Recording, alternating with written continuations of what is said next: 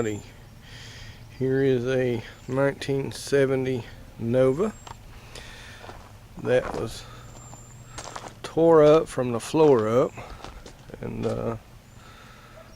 kind of putting it back together a little piece at a time. Doesn't look too bad now. Boy, it was bad whenever it was coming on the trailer. It was almost a lost cause. But we was able to put some new quarters in, new fenders, new doors, put some new chrome. Still like a little bit to finish. But that is the Nova.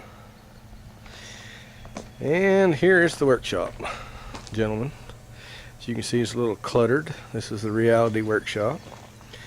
Got motorcycles, we have gas cans, we have an old 1949 tractor, and we got welders and grinders,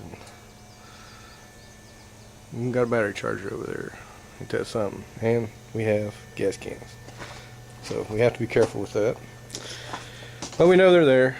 Extra precautions. There is a 1952 Lincoln SA200 that runs. It welds really good. When I got it, the motor's full of water. Hadn't run in 10 years. It was bought in a junkyard in Georgia for $100. But it runs well, it welds good. It's kind of a novelty piece. And over here we have a 1985 welding machine that runs and welds really good. If you notice, this back piece here is a 1952 power generation.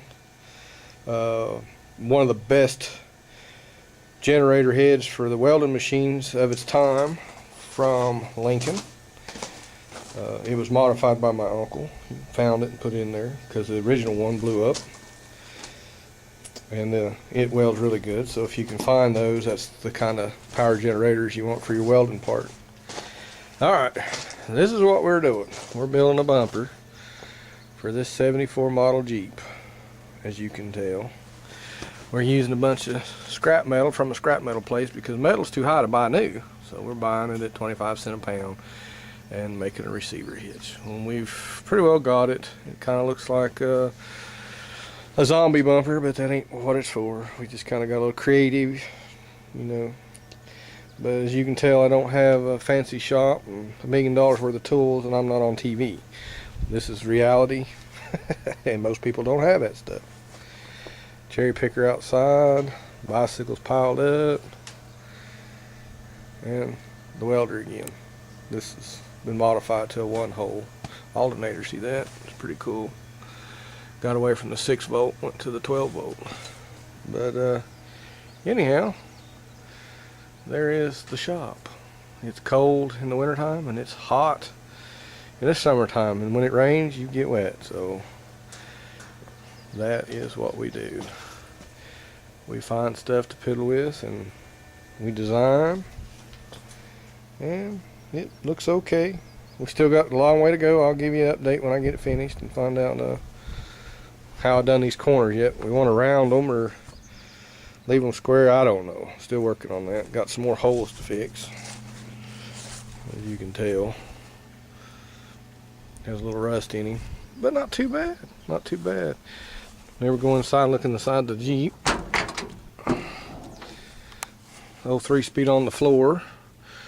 That's my little gauge. I'm gonna put all my instruments in there. It's a part of a paint can.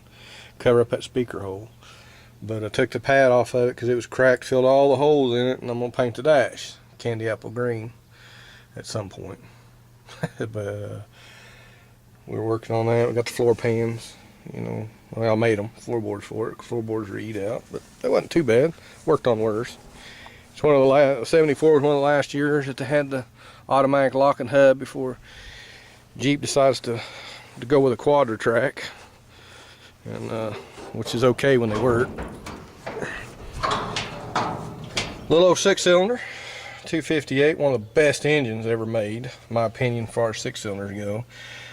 Built one back in the early 90s that tore up transmissions and CV axles and all kinds of junk in an AMC Jeep Eagle. Put out some horsepower. That thing would flat run. But I kind of painted breather. And there we go, my little utility box, ammo can.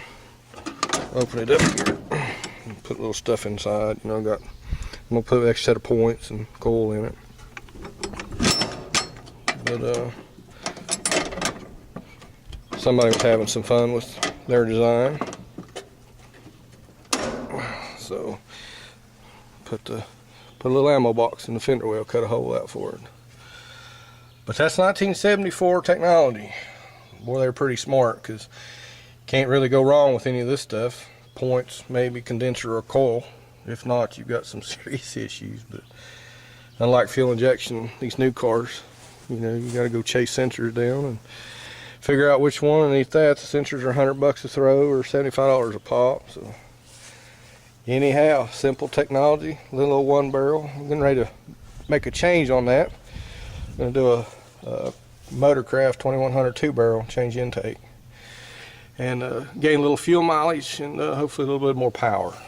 But this is a 1974 Jeep pickup, J10. Hadn't seen one in this good a shape in a long time. Getting pretty hard to find. But anyway, that's all for today. I'll make another video, like I said, when I get this bumper figured out and what I'm going to do.